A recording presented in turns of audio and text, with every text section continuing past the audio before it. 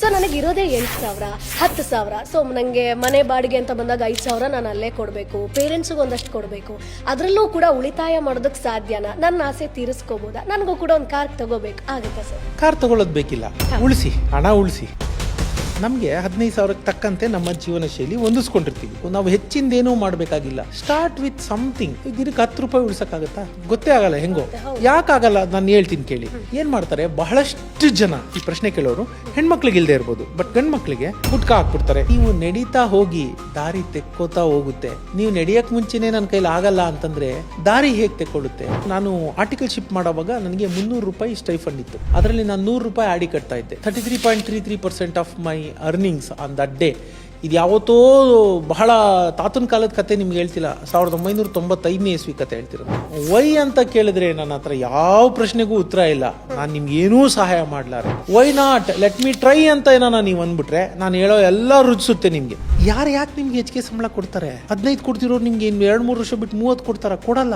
ಅಮ್ಮಮ್ಮ ಅಂದ್ರೆ 2,000 ರೂಪಾಯಿ 10% 15% ಜಾಸ್ತಿ ಆಗಿರುತ್ತೆ. ಮತ್ತೆ ನಿಮ್ಗೆ ಆ 3,000 ಜಾಸ್ತಿ ಸಂಬಳ ಬಂದು ಏನು ಉಳ್ಸಕ್ಕಾಯ್ತು? 20,000 ದುಡಿತೀನಿ, ನನ್ನ ಕಮಿಟ್ಮೆಂಟ್ 25,000 ಅದು ಹೆಂಗ್ ಮಾಡ್ಕೊಂಡ್ರಿ? ಕಮಿಟ್ ಮಾಡ್ಕೊಳಂಗೆ ಇಲ್ಲ.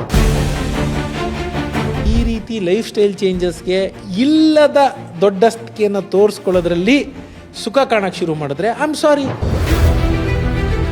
ನಾನು ಎಲ್ಲೆಲ್ಲಿ ಸೇವ್ ಮಾಡ್ಬೋದು ಅಂತ ನಿಮ್ಗೆ ಹೇಳ್ತೀನಿ. ನೀವು ಮಾಡೋ ಸಣ್ಣ ಸಣ್ಣ ತಪ್ಪುಗಳು, ಆ ತಪ್ಪುಗಳು ಮಾಡಿದಿರಿ ಹೆಂಗ್ ದುಡ್ಡು ಉಳಿಯುತ್ತೆ ಅನ್ನೋದು ಹೇಳ್ಕೊಡ್ತೀನಿ.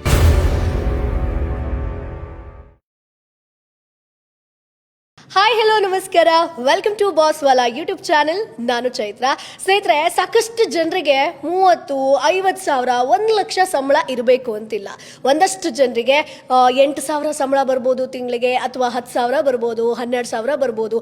ಅದರಲ್ಲೂ ಕೂಡ ಉಳಿಕೆ ಮಾಡೋದಕ್ಕೆ ಸಾಧ್ಯನಾ ಅನ್ನುವಂಥದ್ದು ತುಂಬ ಜನರಿಗೆ ಪ್ರಶ್ನೆ ಆಗಿತ್ತು. ಲಾಸ್ಟ್ ಟೈಮ್ ನಾವು ರಂಗಸ್ವಾಮಿ ಸರ್ ಹತ್ರ ಮಾತನಾಡಿದಾಗ ತುಂಬ ಜನ ಕಮೆಂಟ್ ಮಾಡಿದ್ರು, ಮೇಡಮ್ ನಾವು ಗಾರ್ಮೆಂಟ್ಸಲ್ಲಿ ಕೆಲಸ ಮಾಡ್ತೀವಿ, ಸೊ ನಾನು ಕೊರಿಯರ್ ಕೆಲಸ ಮಾಡ್ತೀನಿ, ಅಥವಾ ಏನೋ ಒಂದು ಚಿಕ್ಕ ಪುಟ್ಟ ಕೆಲಸ ಮಾಡ್ತೀನಿ, ನನಗಿರುವಂಥದ್ದು ಇಷ್ಟೇ ಸಂಬಳ, ಆದರೂ ಕೂಡ ನನಗೆ ಕಾರ್ ತಗೋಬೇಕು, ಮನೆ ತಗೋಬೇಕು ಅನ್ನುವಂಥ ಆಸೆ ಇದೆ. ಸೊ ಹಣವನ್ನ ಹೇಗೆ ಉಳಿತಾಯ ಮಾಡಬೇಕು ಅನ್ನೋದನ್ನ ಟಿಪ್ಸ್ ಕೊಡಿ ಅಂತ ಹೇಳಿದ್ರು. ಸೊ ಮತ್ತೆ ಇವತ್ತು ನಮ್ಮ ಕಾರ್ಯಕ್ರಮದಲ್ಲಿ ರಂಗಸ್ವಾಮಿ ಮೂಕನಹಳ್ಳಿ ಅವರಿದ್ದಾರೆ. ಸೊ ಮೊದಲನೇದಾಗಿ ಅವ್ರನ್ನ ವೆಲ್ಕಮ್ ಮಾಡೋಣ, ಬನ್ನಿ. ಸಾಕಷ್ಟು ಮಾಹಿತಿ ಸಿಗುತ್ತೆ. ಸರ್ ನಮಸ್ತೆ. ನಮಸ್ಕಾರ ಸರ್. ಲಾಸ್ಟ್ ಒಂದಷ್ಟು ಎಪಿಸೋಡ್ಗಳಿಗೆ ಬಂದಂತ ಒಂದು ಅಭಿಪ್ರಾಯ ಆಗಿರ್ಬೋದು, ಎಲ್ಲವೂ ಕೂಡ ಅದ್ಭುತವಾಗಿತ್ತು. ಅದರಲ್ಲಿ ನಾನು ಒಂದಷ್ಟು ಕ್ವಶನ್ಸ್ ಅನ್ನ ಫಿಲ್ಟರ್ ಮಾಡಿದೆ. ಅಂದ್ರೆ ಜನರಿಗೆ ಒಂದಷ್ಟು ನಿಮ್ಮಿಂದ ಪ್ರಶ್ನೆಗೆ ಉತ್ತರ ಬೇಕು ಅಂತ ಹೇಳಿ. ಸೊ ಅದರಲ್ಲಿ ತುಂಬಾ ಜನ ಬಂದಿರುವಂಥದ್ದು, ಮೇಡಮ್ ನಮ್ಗೇನು 30-40 ಸಾವಿರ ಇಲ್ಲ. ಸೊ ಲಾಸ್ಟ್ ಎಪಿಸೋಡ್ ಅಲ್ಲಿ ನಾವು ಒಂದು 30 ಸಾವಿರ ಇದ್ರೆ ಹೆಂಗ್ ಉಳಿತಾಯ ಮಾಡಬೇಕು ಅನ್ನೋದ್ರ ಬಗ್ಗೆ ಮಾತನಾಡಿದ್ವಿ. ಸೊ ನನಗಿರೋದೇ 8,000 10,000. ಸೊ ನನಗೆ ಮನೆ ಬಾಡಿಗೆ ಅಂತ ಬಂದಾಗ 5,000 ನಾನು ಅಲ್ಲೇ ಕೊಡಬೇಕು, ಪೇರೆಂಟ್ಸ್ಗೆ ಒಂದಷ್ಟು ಕೊಡಬೇಕು. ಅದರಲ್ಲೂ ಕೂಡ ಉಳಿತಾಯ ಮಾಡೋದಕ್ಕೆ ಸಾಧ್ಯನಾ? ನನ್ನ ಆಸೆ ತೀರಿಸ್ಕೋಬೋದಾ? ನನಗೂ ಕೂಡ ಒಂದು ಕಾರ್ ತಗೋಬೇಕು ಆಗುತ್ತಾ ಸರ್? ಕಾರ್ ತಗೊಳ್ಳೋದು ಬೇಕಿಲ್ಲ, ಉಳಿಸಿ, ಹಣ ಉಳಿಸಿ. ಯಾಕೆ ಅಂತಂದ್ರೆ ಅಷ್ಟು ಕಡಿಮೆ ಹಣ ಇಟ್ಕೊಂಡು ಕಾರ್ ತಗೊಂಡ್ರೆ ಏನಾಗುತ್ತೆ, ಅದು ಮತ್ತೆ ಇನ್ನೊಂದು ಖರ್ಚಿಗೆ ದಾರಿ ಆಗುತ್ತೆ, ಉಳಿತಾಯಕ್ಕೆ ದಾರಿ ಆಗೋದಿಲ್ಲ. ಹಾಗಾಗಿ ಕಾರ್ ಬೇಡ, ಅವಶ್ಯಕತೆ ಇಲ್ಲದೆ ಕಾರ್ ಬೇಡ, ಆಯ್ತಾ? ಹಾಗಾಗಿ ನಾನು ಹೇಳಿದ್ದೇನು, ಅವರು 10-15 ಸಾವಿರ ಸಂಬಳ ಇದೆ ಎಂದವರು ಯಾಕೆ ಬೇಕು? ನಾ 50,000 ಸಂಬಳ ಬಂದವ್ರಿಗೂ, 1,00,000 ಸಂಬಳ ತಗೊಳ್ಳೋರ್ಗು ನಾನು ಹೇಳೋದಿಷ್ಟೇ, ಕಾರ್ ತಗೋಬೇಡಿ ಅಂತಾನೆ. ಈ ರೋಡಲ್ಲಿ ಓಡಾಡಕ್ಕೆ ಜಾಗ ಇಲ್ಲ, ಇನ್ನು ಸುಮ್ಮನೆ ತಗೊಂಡ್ ಬಂದು ಮೊದಲನೇ ದಿನನೇ ಯಾರೋ ಗುದ್ದುತ್ತಾರೆ. ಕಾರ್ ತಗೊಳ್ಳೋದು ಬೇಡ, ಹಣ ಉಳಿಸಿ, ಶಕ್ತಿಶಾಲಿಯಾಗಿ ಒಳ್ಳೆ ಜೀವನ ಕಟ್ಕೊಳಕ್ ನೋಡಿ, ಆಯ್ತಾ? ಸೊ ಈಗ 15,000 ಬಂದ್ರೆ ಉಳಿಸ್ಬೋದಾ? ಖಂಡಿತ ಉಳಿಸ್ಬೋದು. ಹೇಗೆ ಅಂದ್ರೆ ಆನೆಗೆ ಆನೆ ಬಾರ, ಇರುವೆ ಬಾರ ಅಂತ. ನಮ್ಗೆ 15,000ಕ್ಕೆ ತಕ್ಕಂತೆ ನಮ್ಮ ಜೀವನ ಶೈಲಿ ಹೊಂದಿಸ್ಕೊಂಡಿರ್ತೀವಿ. ಒಂದು ಅರ್ಥ ಆಯ್ತಾ? ಸೊ ಏನ್ ಮಾಡ್ಬೇಕು, ನಾವು ಹೆಚ್ಚಿಂದೇನೂ ಮಾಡ್ಬೇಕಾಗಿಲ್ಲ. Start with something. ಎಲ್ಲೋ ಒಂದ್ ಕಡೆ ಸ್ಟಾರ್ಟಿಂಗ್ ಪಾಯಿಂಟ್ ಅಂತ ಇರಲೇಬೇಕಲ್ಲ. ಸ್ಟಾರ್ಟಿಂಗ್ ಪಾಯಿಂಟ್ ಬರೋದೇ 15,000 ಆದಾಗ ನಾನು ತಿಂಗಳಿಗೆ 5,000 ಉಳಿಸು ಅಂದ್ರೆ ಮುಟ್ಟಾಳ ಅಂತಾರೆ ನನ್ನ. ಆಗಲ್ಲ ಪಾಪ, ಸಾಧ್ಯ ಅಲ್ಲ ಅಲ್ವಾ? ಅದಕ್ಕೆ ನೀವೇನ್ ಮಾಡ್ಬೇಕು, ದಿನಕ್ಕೆ 10 ರೂಪಾಯಿ ಉಳಿಸಕ್ಕಾಗತ್ತಾ? ಗೊತ್ತೇ ಆಗಲ್ಲ. ಹೆಂಗೋ ಯಾಕಾಗಲ್ಲ ನಾನು ಹೇಳ್ತೀನಿ ಕೇಳಿ. ಏನ್ ಮಾಡ್ತಾರೆ, ಬಹಳಷ್ಟು ಜನ ಈ ಪ್ರಶ್ನೆ ಕೇಳೋರು ಹೆಣ್ಮಕ್ಳಿಗೆ ಇಲ್ದೇ ಇರ್ಬೋದು, ಬಟ್ ಗಂಡ್ ಮಕ್ಳಿಗೆ ಗುಟ್ಕಾ ಹಾಕ್ಬಿಡ್ತಾರೆ. ಹೆಣ್ಮಕ್ಳು ಬಹಳಷ್ಟು ಜನ ಹಾಕ್ತಾರೆ. ಈ ನಡುವೆ ಅಡಿಕೆ ಹಾಕ್ತಾರೆ, ಗುಟ್ಕಾ ಹಾಕ್ತಾರೆ, ಏನೋ ಒಂದು ಸಿಗರೇಟು. ನೀವು 4 ಸಿಗರೇಟು 3 ಸಿಗರೇಟ್ ಸೇರ್ತೀರಿ, ಒಂದು ಕಡಿಮೆ ಮಾಡಿಯಪ್ಪ, 10 ರೂಪಾಯಿ ಉಳ್ಸೋಕ್ಕಾಗಲ್ವಾ ನಿಮಗೆ? ನಂದಲ್ಲ ಅಂತ 10 ರೂಪಾಯಿ ನೀವು ಒಂದೇ ತಿಂಗಳಿಗೆ ಒಂದ್ಸರಿ 300-500 ಉಳ್ಸೋಕ್ಕ, ದಿನಕ್ಕೆ 10 ರೂಪಾಯಿ ಅಂದರೆ 300 ರೂಪಾಯಿ ಆಯಿತು. ಸ್ಟಾರ್ಟ್ ಮಾಡಿ. ಮುಂದಿನ ತಿಂಗಳು 15 ರೂಪಾಯಿ ಮಾಡಿ, ಅದ್ರ ಮುಂದಿನ ತಿಂಗಳು 20 ರೂಪಾಯಿ ಉಳ್ಸೋಕ್ಕೆ ನೀವು ಸ್ಟ್ರೆಚ್ ಮಾಡಿ ನೋಡಿ. ನೀವು ನಾನು ಯಾವಾಗಲೂ ಹೇಳ್ತೀನಿ, ನೀವು ನಡೀತಾ ಹೋಗಿ ದಾರಿ ತೆಕ್ಕೋತಾ ಹೋಗುತ್ತೆ. ನೀವು ನಡೆಯೋಕ್ಕೆ ಮುಂಚೆನೇ ನನ್ನ ಕೈಲಿ ಆಗಲ್ಲ ಅಂತಂದರೆ ದಾರಿ ಹೇಗೆ ತೆಕ್ಕೊಳ್ಳುತ್ತೆ? ವಸುದೇವ ಕೃಷ್ಣ ಪರಮಾತ್ಮ ಚಿಕ್ಕ ಮಗು ಆಗಿದ್ದಾಗ ಭಕ್ತಿ ಭಾವದಿಂದ ತಗೊಂಡು ಹೋಗ್ತಾನೆ, ಕಂಸ ಇಲ್ದಿರೆ ವಧೆ ಮಾಡಿಬಿಡ್ತಾನೆ. ಅರ್ಥ ಆಯ್ತಾ? ಹಾಗಾಗಿ ಮಳೆ ಬರ್ತಿರುತ್ತೆ, ರಾತ್ರಿ ತಲೆ ಮೇಲೆ ಹತ್ಕೊಂಡು ಹೋಗ್ತಾನೆ, ಸಮುದ್ರ ತೆರೆದು ದಾರಿ ಮಾಡಿಕೊಡ್ತು ಅಂತ. ನಮಗಿವತ್ತೆಲ್ಲ ಅದು ಕೇಳಿದ್ರೆ ನಂಬಿಕೆಗಳಿಲ್ವಲ್ಲ, ನಗ್ತೀವಿ. ಯಾವುದೋ ಮೈಥಾಲಜಿಕಲ್ ಕತೆ ಹೇಳ್ಬಿಟ್ಟು ಉದಾಹರಣೆ ಹೇಳ್ತಾನೆ ಅಂತ. ನನಗೇನು 1.5 ಲಕ್ಷ 2 ಲಕ್ಷ ಅಥವಾ 5 ಲಕ್ಷ 10 ಲಕ್ಷ ತಿಂಗಳಿಗೆ ಇರಲಿಲ್ಲ. ನಾನು ಯಾವಾಗಲೂ ಹೇಳೋದು, ಎಲ್ಲೋ ಯಾರೋ ಒಬ್ಬರ ಪ್ರಾರಂಭ ಎಲ್ಲಿಂದನೂ ಆಗಿರಬೇಕಲ್ಲ. ಅರ್ಥ ಆಯ್ತಾ? ನಾವು ಪ್ರಾರಂಭ ಮಾಡಿದ್ದಂಗೆ ನಾನು ಹೇಳಿದ್ರೆ 30 ರೂಪಾಯಿ ತಿಂಗಳಿಗೆ ಸಂಬಳಕ್ಕೆ ಸ್ಟಾರ್ಟ್ ಮಾಡಿದ್ದು. ಅದು ಇವತ್ತಿಗೆ 3,000 ರೂಪಾಯಿ ಇರ್ಬೋದು ಅಥವಾ 13,000 ರೂಪಾಯಿ ಇರ್ಬೋದು ಅಂತಲೇ ಇಟ್ಕೊಳ್ಳಿ, ಅವತ್ತಿನ 30 ರೂಪಾಯಿ. ಸೊ ಮಾಡಿದ್ದೀವಲ್ಲ, ಎಲ್ಲೋ ಒಂದು ಕಡೆ ಮಾಡ್ಕೊಂಡು ಬರಲೇಬೇಕಲ್ಲ. ಸೊ ನಾನು ಆರ್ಟಿಕಲ್ಶಿಪ್ ಮಾಡೋವಾಗ ನನಗೆ 300 ರೂಪಾಯಿ ಸ್ಟೈಫಂಡ್ ಇತ್ತು. ಓಕೆ. ಅದರಲ್ಲಿ ನಾನು 100 ರೂಪಾಯಿ ಆಡಿ ಕಟ್ತಾ ಇದ್ದೆ. 33.33% of my earnings on that day. ಇದು ಯಾವತ್ತೋ ಬಹಳ ತಾತನ ಕಾಲದ ಕತೆ ನಿಮ್ಗೆ ಹೇಳ್ತಿಲ್ಲ, 1995ನೇ ಇಸ್ವಿ ಕತೆ ಹೇಳ್ತಿರೋ ನಾನು.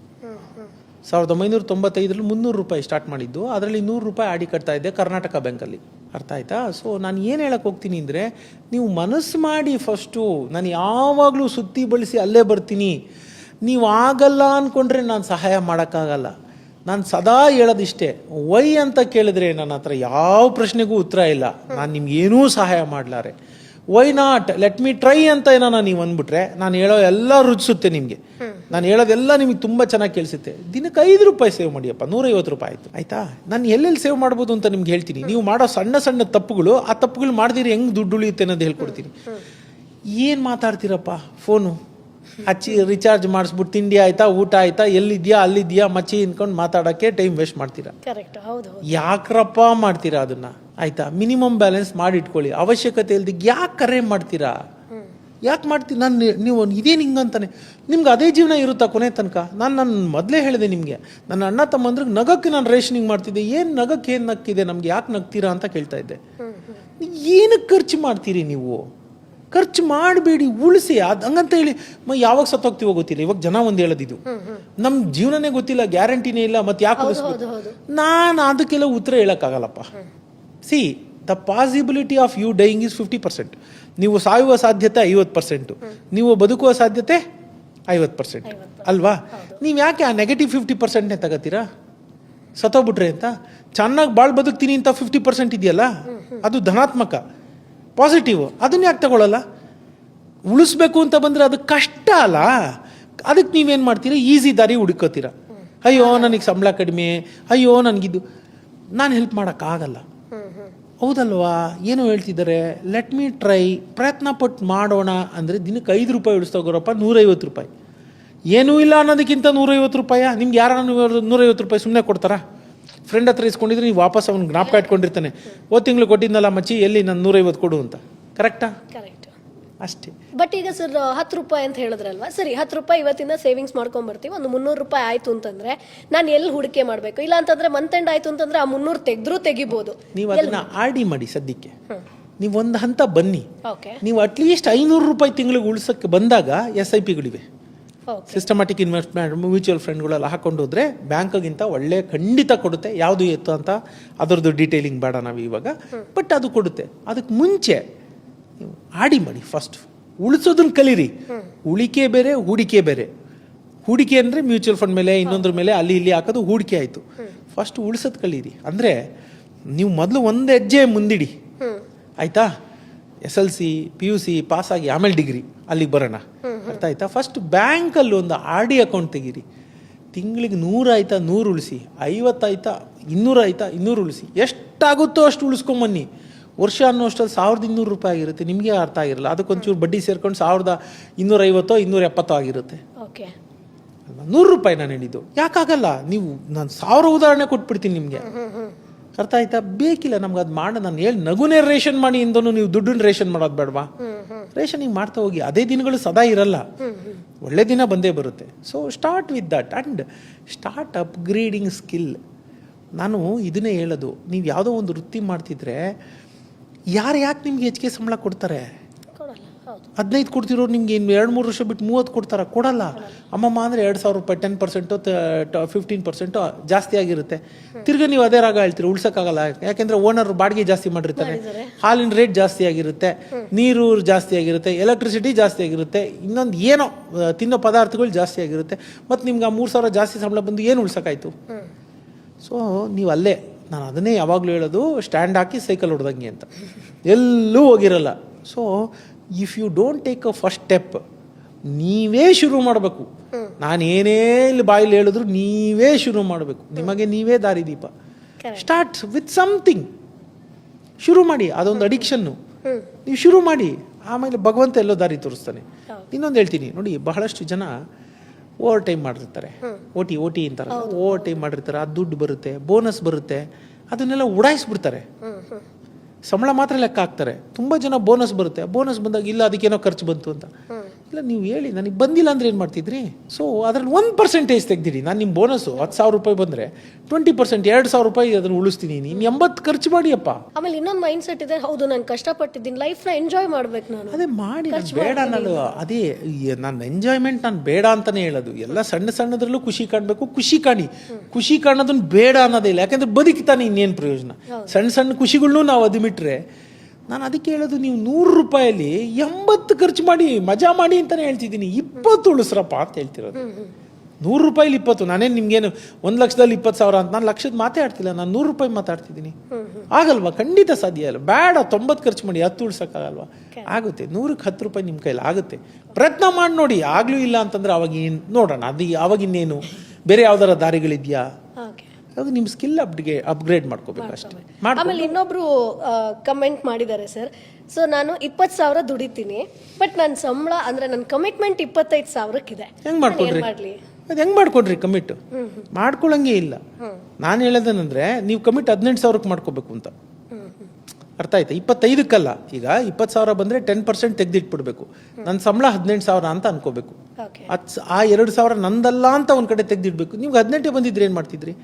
ಇದು ಇವತ್ತಿನ ಮಾಡ್ರನ್ ಡೇ ಶಾಪ. ತಪ್ಪು ತಿಳ್ಕೊಬೇಡಿ. ಈ ಪ್ರಶ್ನೆ ಕೇಳಿರೋರ ಹತ್ರ ಎಷ್ಟು ಸಾವಿರದ್ದು ಮೊಬೈಲ್ ಇದೆ ಅಂತ ಅವ್ರನ್ನವರೇ ಕೇಳ್ಕೊಂಡು ನೋಡಕ್ ಹೇಳಿ. ಆ ಬೆಲೆ ಬಾಳದ ಆ ಸುಣ್ಣದ ಡಬ್ಬದ ಮೇಲೆ 15,000 20,000 ಸುರಿದು ಬಿಟ್ಟಿರ್ತಾರೆ. ಅರ್ಥ ಆಯ್ತಾ? ಯಾಕೆ ಸುರಿತೀರಾ? ನಾನು I have seen so many taxi drivers, Ola, Uber, ಲಕ್ಷ ರೂಪಾಯಿದು ಐಫೋನ್ ಇಟ್ಕೊಂಡಿರ್ತಾರೆ. ಅದಕ್ಕೆ 5,000 ರೂಪಾಯಿ ಇದು ಕಟ್ತಿರ್ತಾರೆ, ಅಥವಾ 3,500 ರೂಪಾಯಿ EMI ಕಟ್ತಿರ್ತಾರೆ.